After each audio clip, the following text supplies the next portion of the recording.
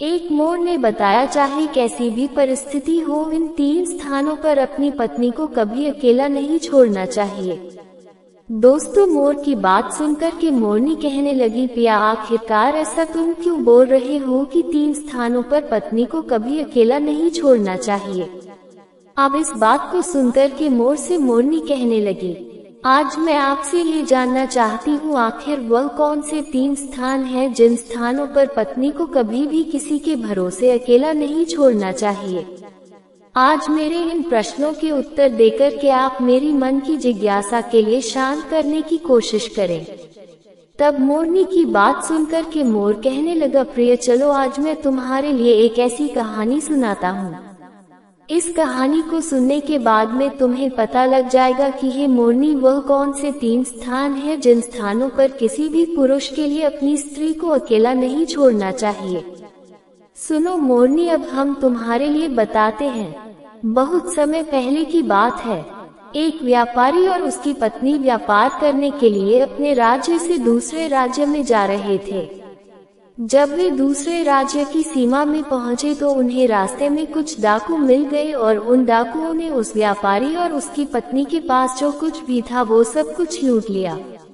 इस तरह व्यापारी और उसकी पत्नी को डाकुओं ने भिखारी बना दिया। इसके बाद डाकुओं का गिरोह वहां से चला गया।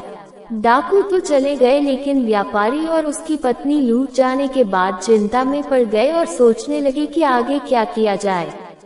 एक तो अनजान शहर, और अनजान शहर में दोनों का बुरा हाल, क्योंकि अनजान शहर में पैसा ही सब कुछ होता है। व्यापारी अपनी पत्नी को लेकर अनजान शहर की तरफ बढ़ने लगा। उसे यह चिंता खाई जा रही थी कि अब व्यापार करूं तो कैसे करूं। वह इसी चिंता में चला जा रहा था कि उसे नगर के बाहर एक साधु की कुटिया दिखाई दी। व्यापारी अपनी पत्नी को लेकर कुटिया की तरफ चल दिया। जब वह कुटिया के पास पहुंचा तो उसे वहां पर एक साधु महात्मा मिले जो एक चबूतरे पर बैठकर अपने शिष्यों को प्रवचन दे रहे थे। साधु को देखकर व्यापारी सोचने लगा कि क्यों न इन साधु महाराज को अपनी समस्या बताऊं। शायद यह मेरी समस्या का कुछ समाधान कर दे।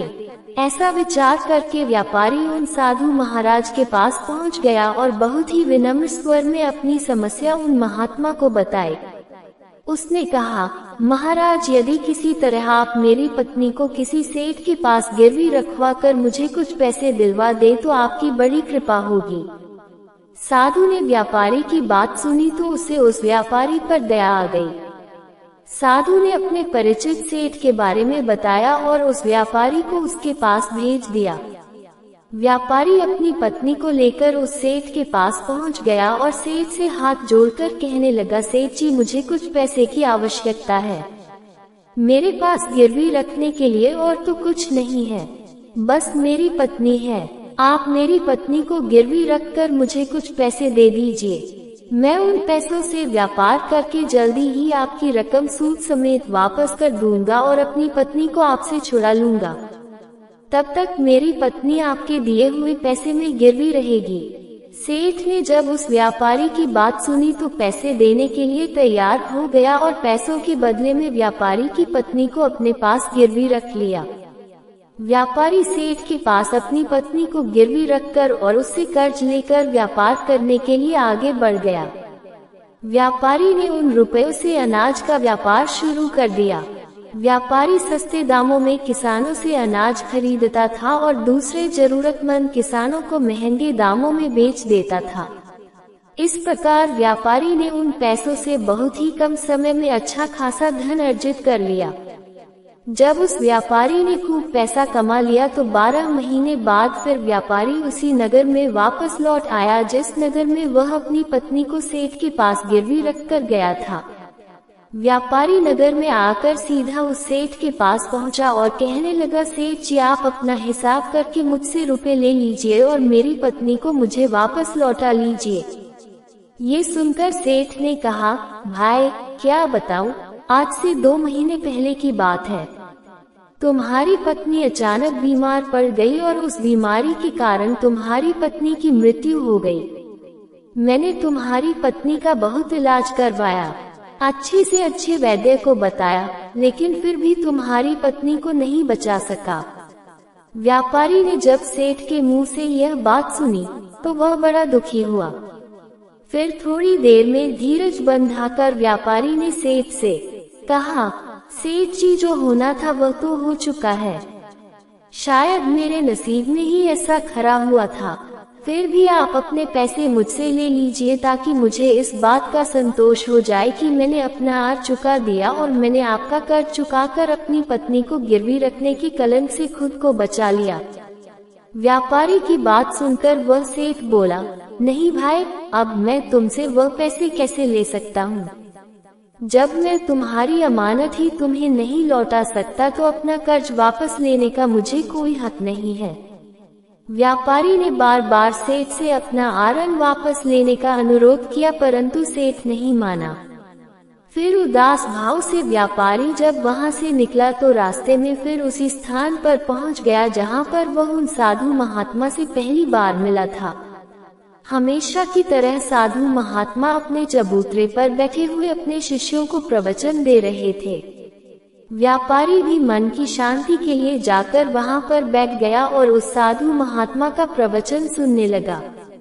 साधु महात्मा ने जब उस व्यापारी को देखा तो उसे पहचान गए और उसका हालचाल पूछने लगे। व्यापारी ने पूरा घटनाक्रम उन साधु महात्मा को बता दिया। वो साधु एक सिद्ध महात्मा थे। व्यापारी की बात सुनकर उस साधु ने कहा, भाई, उस सेठ ने तेरे साथ धोखा किया है। तेरी पत्नी निश्चित रूप से जीवित है। भाई, तेरी पत्नी को या तो उस सेठ ने अपने घर में छिपा लिया है या फिर उसे अपने किसी परिचित के दूर किसी जगह भेज दिया है। अब तू ऐसा कर, यहाँ के राजा के पास चला जा और राजा के दरबार में जाकर प्रार्थना कर कि राजा साहब, मेरी पत्नी को सेठ से दिलवा दो, क्योंकि इस नगर का जो राजा है वह बहुत बुद्धिमान व्यक्ति है। वह निश्चित ही उस सेठ पर जोर डालकर तुझे दिलवा देंगे। उसके दरबार में ही तुम्हारा फैसला होगा। जब उस व्यापारी ने उस साधु महात्मा के ऐसे वचनों को सुना तो वह व्यापारी साधु महात्मा की बात मानकर राजा के दरबार में पहुंच गया और राजा के दरबार में पहुंचकर राजा से गुहार लगाने लगा कि महाराज, मेरी पत्नी को सेठ से मुझे दिलवा दीजिए। व्यापारी की प्रार्थना सुनकर राजा ने सेठ को बुलाया और उससे कहा, सेठ, ये बात सच है कि व्यापारी कुछ रुपयों के बदले में अपनी पत्नी को तुम्हारे पास गिरवी रखकर गया था? सेठ ने स्वीकार करते हुए कहा, हाँ राजन, व्यापारी की यह बात बिल्कुल सच है। राजा ने फिर कहा, तुम इसकी पत्नी को क्यों नहीं लौटा रहे हो? राजा की बात सुनकर वो सेठ बोला, कैसे लौटाऊं महाराज? मैंने इस व्यापारी को बता तो दिया कि आज से 2 महीने पहले उसकी पत्नी की मृत्यु हो चुकी है। महाराज, अब मैं धर्मराज के पास जाकर तो इसकी पत्नी को वापस नहीं ला सकता। राजा ने पूछा, कोई गवाह है तुम्हारे पास जो इस बात की पुष्टि कर दे कि इसकी पत्नी की मृत्यु हो चुकी है? तो सेठ बोला, जी महाराज, इस बात की पुष्टि वो अच्छी तरह से कर देगा जिसने इस व्यापारी की पत्नी का इलाज किया था और वे 4 व्यक्ति जो इसकी पत्नी को शमशान में जलाकर आए थे। उस सेठ ने यह बात इतने आत्मविश्वास के साथ कही कि राजा को भी उस पर भरोसा हो गया। तब राजा ने व्यापारी से कहा, भाई, अगर तुम्हारी पत्नी जीवित होती तो हम तुम्हें अवश्य दिलवा देते। अब तो हमारी भी मजबूरी है। इस प्रकार राजा ने व्यापारी को समझा बुझाकर वापस भेज दिया। व्यापारी फिर से साधु महात्मा के पास पहुंचा और जो कुछ दरबार में राजा और सेठ ने कहा वो सारी बातें साधु महात्मा को बता दी। ये सब सुनकर उस ज्ञानी महात्मा ने कहा, मैंने राजा को इतना विवेकहीन नहीं समझा था। मुझे दुख है कि उसने तुम्हारे साथ न्याय नहीं किया। उस राजा ने सेठ की बातों पर तो यकीन कर लिया और तुम्हें समझा बुझाकर मेरे पास वापस भेज दिया। अब तुम मेरी एक बात सुनो। एक बार फिर से राजा के पास जाओ और उसे कहना कि सिर्फ 3 घंटों के लिए वो अपनी राजगद्दी पर मुझे बैठने का अधिकार दे दे। तब मैं राजा को बताऊंगा कि न्याय कैसे किया जाता है और न्याय किसे कहते हैं। वो व्यापारी एक बार फिर से राजा के दरबार में पहुंचा और जैसा उस साधु महात्मा ने कहा था उसने राजा से कह दिया। राजा ने व्यापारी की यह बात सुनी तो ये सुनकर राजा ने कहा, मुझे 3 घंटे के लिए आज गद्दी छोड़ने में कोई ऐतराज नहीं है। यदि ऐसा करने से तुम्हें न्याय मिल जाएगा तो मैं 3 घंटे के लिए उस साधु महात्मा के लिए अपनी राजगद्दी छोड़ दूंगा। तुम उन महात्मा को राज दरबार में लाओ। व्यापारी ने जब राजा के ये वचन सुने तो वो व्यापारी साधु महात्मा के पास गया और उन साधु महात्मा को राज दरबार में ले आया। जब साधु महात्मा राज दरबार में पहुँचे तो राजा ने अपनी राजगद्दी उन साधु महात्मा को सौंप दी। फिर राजगद्दी पर विराजमान होते ही साधु महात्मा के सामने उस सेठ को दरबार में प्रस्तुत किया और उससे कहा, सेठ जी, आपने कहा कि इस व्यापारी की पत्नी आपके पास रहते हुए 2 महीने पहले ही स्वर्ग सिधार गई और आपका कहना है कि आपके पास इसके पत्नी के मरने के गवाह भी मौजूद हैं। क्या मैं उन गवाहों से मिल सकता हूँ? फिर राजा बने साधु महात्मा के आदेश पर सेठ के गवाह पेश किए गए। सबसे पहले साधु ने वैद्य को बुलाया जिसने व्यापारी की पत्नी का इलाज किया था। साधु ने वैद्य से पूछा, क्यों भाई, आपने ही इस व्यापारी की पत्नी का इलाज किया था? वैद्य बोला, जी हुजूर, मैंने ही व्यापारी की पत्नी का इलाज किया था। वैद्य की बात सुनकर वह साधु बोला, अच्छा वैद्य, मुझे ये बताओ कि तुम व्यापारी की पत्नी का इलाज करने के लिए सेठ के घर जाते थे या फिर व्यापारी की पत्नी इलाज के लिए तुम्हारे पास आती थी? राजा बने साधु महात्मा की बात सुनकर वह वैद्य उस राजा से बोला, महाराज, सेठ जी मेरे घर पर स्वयं आकर दवा ले जाते थे। साधु बोला, यानी तुम विश्वास के साथ यह नहीं कह सकते कि वह दवा सेठ व्यापारी की पत्नी के लिए ही ले जाता था या फिर किसी और के लिए? साधु की बात सुनकर वो वैद्य बोला, हाँ महाराज, ये बात मैं यकीन के साथ तो नहीं कह सकता कि सेठ किसके लिए दवाई ले जाते थे, लेकिन सेठ जी मुझसे दवाई जरूर ले जाया करते थे। वैद्य की बात सुनकर वो साधु बोला, इसका मतलब तो यही हुआ कि तुम मरीज को बिना देखे ही दवाएं दे देते हो। ये तो बहुत ही गंभीर है। तुम दवा के स्थान पर किसी को जहर भी तो दे सकते हो और हो सकता है तुम्हारे द्वारा दिए हुए जहर से ही इस व्यापारी की पत्नी की मृत्यु हुई हो। उस साधु की यह बातें सुनकर वैद्य का चेहरा डर के मारे पीला पड़ने लगा और वह डरते डरते बोला, नहीं हुजूर, ऐसा हरगिज नहीं हो सकता। मैं अपने किसी मरीज को दवा के बदले भला जहर क्यों दूंगा, और इस तरह से मेरी मान प्रतिष्ठा भी धूल में मिल जाएगी। वैद्य की बात सुनकर वह साधु महात्मा बोला, अब तो तुम ऐसा ही कहोगे। मैं तुम्हें अपने कार्य के प्रति लापरवाही करने और एक मरीज के जीवन से खिलवाड़ करने के अपराध में 50 कोड़े लगाने का आदेश देने जा रहा हूँ।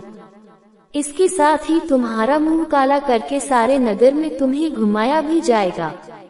अब तुम सोच लो, सच बोलोगे या फिर मैं सैनिकों को तुम्हें गिरफ्तार करने का आदेश दूं।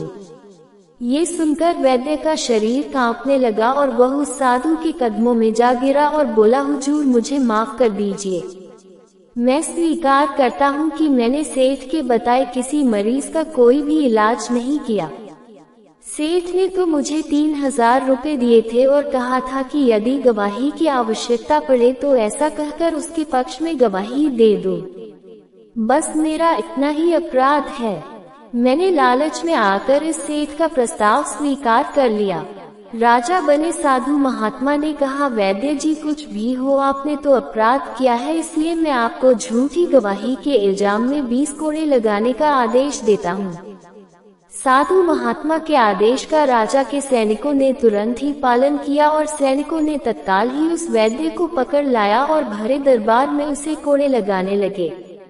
पहला कोड़ा लगते ही वह जोर से चीख पड़ा और कहने लगा, महाराज मुझ पर रहम कीजिए, महाराज मुझ पर दया कीजिए, मैं मर जाऊंगा। हर कोड़े के साथ उसके गले से करुणामय आवाजें निकलने लगी। उसकी चीखें पूरे राज दरबार में गूंज उठी। वैद्य के साथ ऐसा होते हुए देखकर सेठ के गवाह के तौर पर बुलाए गए 4 व्यक्तियों का कलेजा दहल गया, जिन्होंने व्यापारी की पत्नी को शमशान में ले जाकर जलाने की बात कही थी। अब बारी उन 4 गवाहों के तौर पर बुलाए जाने की थी। अब उन 4 गवाहों की बारी आई। साधु महात्मा ने उनसे पूछा, तुम लोगों का कहना है कि तुम चारों ने इस व्यापारी की मृत पत्नी का शव जाकर श्मशान में जला दिया। मुझे ये बताओ कि अंतिम संस्कार से पहले जब मृत शरीर को स्नान कराया जाता है, फिर उसे कफन में लपेटकर धरती पर रखा जाता है, स्नान के दौरान क्या तुमने उस स्त्री का मृत शरीर देखा था? ये सुनकर उस सेठ के चारों गवाह कहने लगे, नहीं हुजूर, उसका मृत शरीर तो हमने देखा ही नहीं था। जब सेठ जी ने अर्थी तैयार कर ली थी, उसके बाद हम उसे श्मशान में ले गए और उसे जला आए। उन चारों गवाहों की बात सुनकर वह साधु महात्मा बोले, और तुमने ये जानना भी उचित नहीं समझा कि उस अर्थी में कोई मृत मनुष्य लेटा है या फिर जीवित व्यक्ति? कहीं ऐसा तो नहीं कि किसी जहरीले पदार्थ से बेहोश व्यक्ति उस पर लेटा हो और तुम उसे श्मशान जाकर जला आए हो? ये तो एक बहुत ही गंभीर अपराध है। इसके लिए तुम लोगों को मृत्युदंड की सजा भी दी जा सकती है। वह चारों गवाह वैद की पिटाई से पहले ही भयभीत थे। जब उन्होंने साधु महात्मा के मुख से मृत्युदंड की बात सुनी तो उनके हाथ पैर मानो बिल्कुल ठंडे पड़ गए। साधु महात्मा ने विनय भाव से सेठ की ओर देखा। जैसे ही उस साधु महात्मा ने सेठ की ओर देखा तो सेठ का चेहरा भय से काला पड़ गया। साधु ने सेठ से कहा, सेठ जी, तुम्हारे पांचों गवाहों की तो पहले ही हवा निकल गई है। अब तुम बताओ कि किसी की इच्छा के विपरीत किसी की पत्नी को जबरदस्ती घर में रखना और अमानत में खयानत के अपराध में तुम कौन सी सजा पाना पसंद करोगे? साधु महात्मा की बात सुनकर सेठ का चेहरा एकदम सफेद पड़ गया। उसके मुंह से कोई बोल नहीं निकल सका। राजा बने साधु ने कहा, सेठ, इससे पहले कि मैं तुम्हें 10 साल की कठोर कारावास की सजा दे दूं, अभी भी समय है कि तुम इस व्यापारी की पत्नी को दरबार में हाजिर कर दो। सजा के डर से सेठ ने तुरंत अपने सेवकों को अपने घर भेजा और सेवकों को घर भेजकर व्यापारी की पत्नी को दरबार में प्रस्तुत कर दिया। साधु ने सेठ से लेकर उस व्यापारी की पत्नी को व्यापारी को सौंप दिया और सेठ को झूठी गवाही के अपराध में 5 महीने की कैद की सजा सुना दी। उन चारों गवाहों को भी कड़ी से कड़ी सजा दी गई जिन्होंने व्यापारी की पत्नी का शव शमशान में ले जाने की झूठी गवाही दी थी। ये देखकर राजा अचंभित रह गया और साधु के सामने हाथ जोड़कर बोला, महात्मा, आप धन्य हैं। आपने मुझे सिखा दिया कि न्याय कैसे किया जाता है। राजा की बात सुनकर वह साधु महात्मा बोले, राजन, मेरी 3 बातें सदा याद रखना कि कभी भी इन 3 स्थानों पर अपनी पत्नी को अकेला नहीं छोड़ना चाहिए। अब हम आपको बताते हैं वे साधु की बताई 3 बातें जिन स्थानों पर यदि कोई अपनी पत्नी को अकेला छोड़ता है तो उसे बहुत पछतावा करना पड़ता है। पहला स्थान, अगर आपकी पत्नी को कोई बीमारी घेर ले और वह बीमार पड़ जाए तो ऐसी स्थिति में कभी भी उसको बीमारी में अकेला छोड़कर नहीं जाना चाहिए, क्योंकि जब कोई व्यक्ति किसी स्त्री से विवाह करता है तो विवाह के समय वचन देता है कि मैं तेरे सुख दुख में तेरे साथ रहूंगा। इसलिए बीमारी के हालत में उसके साथ सदा बने रहिए और उसकी देखभाल कीजिए। जिस तरह पत्नी अपने पति की सेवा करती है, उसी तरह पति का भी कर्तव्य बनता है कि अपनी पत्नी की सेवा में हमेशा तत्पर रहे। यही आपका कर्तव्य है और आपके सुखी जीवन का मंत्र भी है। दूसरा स्थान, अगर आपकी पत्नी निर्दोष है और कोई उस पर झूठा आरोप लगाता है तो ऐसी स्थिति में सदा तुम्हें उसके साथ खड़ा रहना चाहिए, क्योंकि एक लड़की अपने माता पिता का घर इसी आस में छोड़कर आती है कि उसका पति उसकी भावनाओं को समझेगा और हर स्थिति में उसका साथ देगा। इसलिए अगर दुनिया वाले उस पर कोई झूठा दोष लगा रहे हैं तो आपको अपनी अर्धांगिनी के साथ खड़ा रहना चाहिए। ऐसे समय में उसे कभी भी अकेला नहीं छोड़ना चाहिए। अगर कभी ऐसी स्थिति आए तो आपको अपनी पत्नी से यह कहना चाहिए कि तुम बिल्कुल भी चिंता मत करो, मैं तुम्हारे साथ खड़ा हूँ। तीसरा स्थान, कभी भूलकर भी अपनी पत्नी को पराये पुरुषों के पास नहीं छोड़ना चाहिए, चाहे वह आपका मित्र हो, आपका कोई रिश्तेदार हो या फिर आपका सगा भाई ही क्यों ना हो, किसी भी परिस्थिति में अपनी पत्नी को किसी अन्य पुरुष के साथ अकेला नहीं छोड़ना चाहिए, क्योंकि आज के समय में किसी का कुछ भरोसा नहीं है। कौन कब और किसके साथ धोखा कर दे, इसलिए कभी भी भूलकर भी अपनी पत्नी को किसी पराये पुरुष के साथ अकेला नहीं छोड़ना चाहिए। मित्रों, आशा करते हैं कि आपको हमारा ये सुनाई गई कथा अच्छी लगी होगी। अगर आपको ये कथा अच्छी लगी तो प्लीज वीडियो को लाइक करें और हमारे चैनल ज्ञान की खोज को सब्सक्राइब करें और लास्ट तक कथा सुनने के लिए आपका धन्यवाद। फिर मिलेंगे अगली नई वीडियो के साथ, तब तक सभी दर्शकों को जय श्री कृष्ण, राधे राधे।